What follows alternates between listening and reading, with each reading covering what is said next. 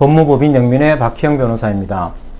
이번 영상에서는 주식이나 코인 투자로 큰 손실이 난 경우 어느 법원에 개인회생 신청을 해야 하는지 한번 살펴보겠습니다.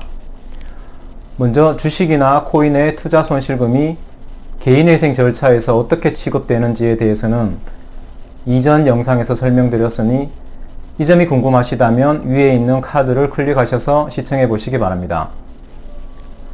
많이들 알고 계실 것 같은데 서울회생법원에서는 2022년 7월 1일 개정된 실무준칙을 적용하여 이미 여러 사건에서 주식이나 코인 투자 손실금을 청산가치에 반영하고 있지 않습니다. 청산가치에 반영하지 않는다는 것을 간단히 설명드리자면, 예를 들어 1억 원을 대출받아 주식이나 코인에 투자를 하였다가 현재 3천만 원이 남아있다면 청산가치, 즉 채무자 재산을 예전에는 1억 원으로 보던 것을 이제는 3천만 원으로 본다는 것입니다. 서울회생법원은 실무준칙을 개정하여 이런 식으로 진행하고 있는데, 전국 다른 법원에서는 아직 서울회생법원과 같은 식으로 진행하고 있지 않은 것 같습니다. 그렇다면 주식이나 코인 투자 손실금이 있는 경우 서울회생법원에 개인회생을 신청하면 다른 법원에 비해 유리할 수 있습니다.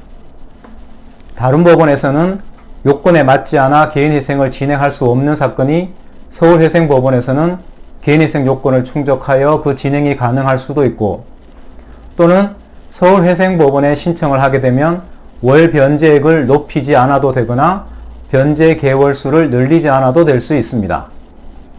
분명 타 지역보다 서울에 신청하는 것이 유리할 수 있어서 형평성이 문제될 수 있지만, 현재는 이렇게 진행되고 있으니 어쩔 수 없다고 봐야 할 것입니다. 그렇다면 누구라도 개인회생을 서울회생법원에 신청할 수 있는지 살펴보겠습니다. 법원에는 관할이라는 게 있습니다.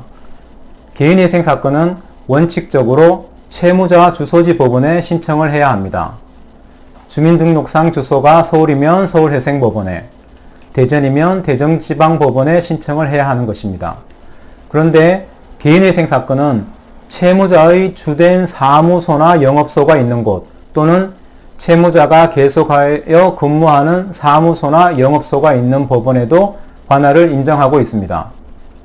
이 점을 이용하면 경기도에 사시는 분들 중에서 서울에서 일하시는 분들은 수원지방법원이 아닌 서울회생법원에 개인회생 신청을 할 수 있습니다. 물론 인천에 거주하면서 서울에서 일하시는 분들도 인천지방법원이 아닌 서울회생법원에 신청을 할 수 있습니다. 인천이나 경기도에 거주하시는 분이 대출을 받아 주식이나 코인에 투자를 했다가 큰 손실을 입은 경우, 만약 그 사람 분이 서울에서 가게를 하신다거나 서울에 있는 회사에서 근무를 하신다면 인천지방법원이나 수원지방법원이 아닌 서울회생법원에 개인회생을 신청하는 것이 유리할 수 있습니다. 서울에 살지 않으면서도 서울회생법원에 개인회생을 신청할 수 있는 다른 경우도 있습니다. 예를 들어 보증을 선 사람은 경기도에 사는데 주 채무자가 서울회생법원에서 개인회생을 진행하고 있는 경우에는 그 보증을 선 사람은 경기도에 살고 있음에도 불구하고 서울회생법원에 개인회생을 신청할 수 있습니다. 연대 채무를 지고 있는 경우에도 그중 한 사람이 서울회생법원에서 개인회생을 진행하고 있으면 다른 사람들도 비록 서울에 살고 있지 않다고 하더라도 서울회생법원에 개인회생 신청을 할 수 있는 것입니다.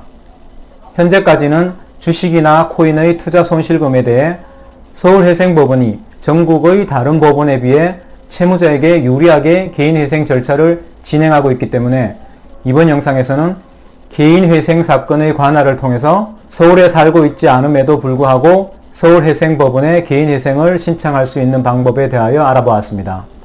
감사합니다.